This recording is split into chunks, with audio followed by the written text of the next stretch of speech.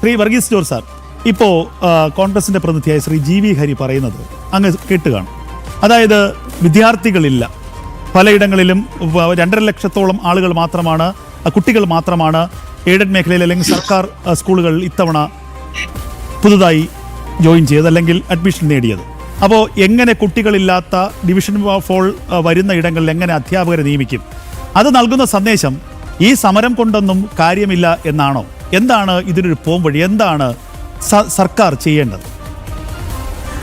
ഇതിനെ നമ്മൾ ആ രീതിയിലല്ല കാണേണ്ടത്. ഇവിടെ പബ്ലിക് സർവീസ് കമ്മീഷന് ജനറൽ എഡ്യൂക്കേഷൻ ഡിപ്പാർട്ട്മെന്റിനോട് ആവശ്യപ്പെടും 2026-27 കാലഘട്ടത്തിലും തുടർന്നുള്ള വർഷങ്ങളിലും ആൻറ്റിസിപ്പേറ്ററി ആയിട്ട് എത്ര വേക്കൻസി വരും, ആക്ച്വൽ എത്ര വേക്കൻസി ഉണ്ട് എന്നവർ പറയും.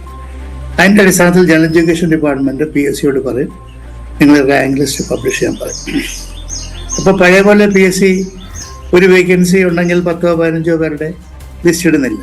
ഇപ്പം 100 വേക്കൻസി ഉണ്ടെങ്കിൽ ആക്ച്വലി 100 വേക്കൻസികളും പിന്നെ അതിൻ്റെ സംവരണത്തിൻ്റെ സപ്ലിമെൻ്ററി ലിസ്റ്റുമാണ് ഇടുന്നത്. അത് റിയലിസ്റ്റിക് ആയിട്ട് തന്നെയാണ് ചെയ്യുന്നത്.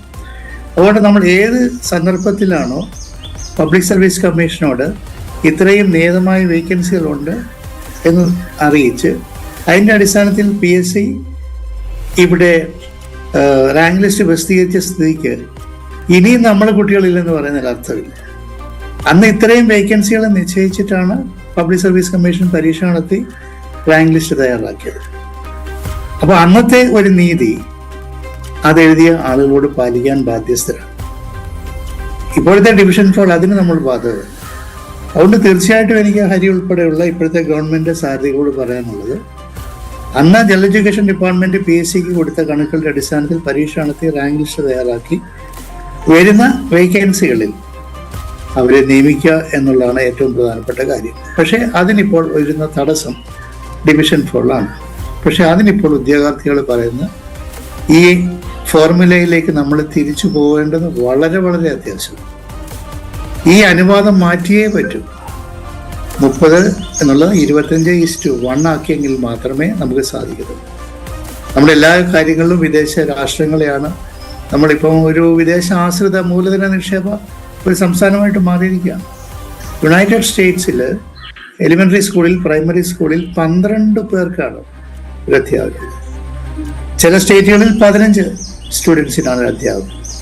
അതുകൊണ്ട് നമുക്കിവിടെ വിദ്യാഭ്യാസ മേഖലയിൽ വളരെ താല്പര്യം എടുക്കുന്ന ഒരു സ്റ്റേറ്റ് എന്ന നിലയിൽ ഇപ്പോൾ ഈ ഉദ്യോഗാർത്ഥി പറഞ്ഞ അനുസരിച്ച് തന്നെ 25:1 എന്നുള്ള നിലയിലേക്ക് ഇത് കൊണ്ടുവന്നാൽ ഇത് നമുക്ക് പരിഹരിക്കാൻ താൽക്കാലികമായി സാധിക്കും. രണ്ടാമത് റാങ്ക് ലിസ്റ്റിന്റെ കാലാവധി നീട്ടണം. ഇന്നലെ ഉദ്യോഗാർത്ഥികൾ പറഞ്ഞ ഒരു പ്രധാനപ്പെട്ട കാര്യം, ചില ജില്ലകളിൽ നിന്ന് ഒരു അപ്പോയിന്റ്മെന്റ് പോലും നടത്തിയിട്ടില്ല. നേരത്തെ അധ്യാപക സംഘടന നേതാവ് പറഞ്ഞത് ശരിയല്ല. കാരണം ഈ കഴിഞ്ഞ വർഷങ്ങളിലൊക്കെ അധ്യാപക നിയമനം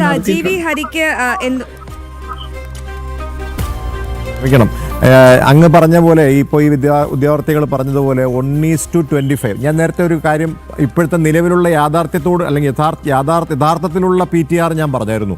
1:22 ആണ്.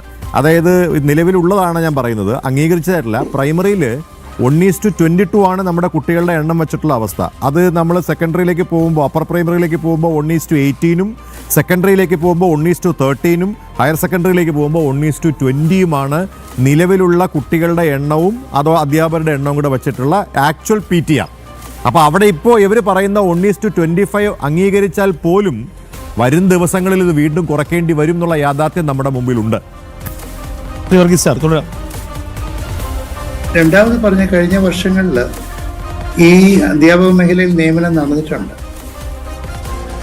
ഈ റാങ്ക് ലിസ്റ്റുകളിൽ തന്നെ PSC നേരത്തെ പ്രിപ്പയർ ചെയ്ത റാങ്ക് ലിസ്റ്റുകളിൽ നിന്ന് തന്നെയാണ് അധ്യാപക നിയമനം നടത്തിയിട്ടുള്ളത്. പുറത്തുനിന്ന് ഒരാളെ പോലും നിയമിക്കാൻ സാധിക്കത്തില്ല.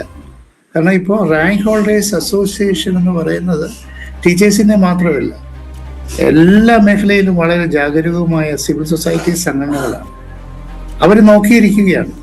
അതുകൊണ്ട് 2025 ഏപ്രിൽ മാസം 1-ാം തീയതി അടുത്ത വിദ്യാഭ്യാസ വർഷത്തിലേക്കും റിട്ടയർ ചെയ്ത് പോയവരുടെയും ആ റിട്ടയർമെന്റ് കാലയളവിലേക്കുള്ള എല്ലാ പോസ്റ്റുകളും നികത്തിയത് എന്ന് പറയുന്ന നേരത്തെയുള്ള ലിസ്റ്റിൽ തന്നെയാണ്.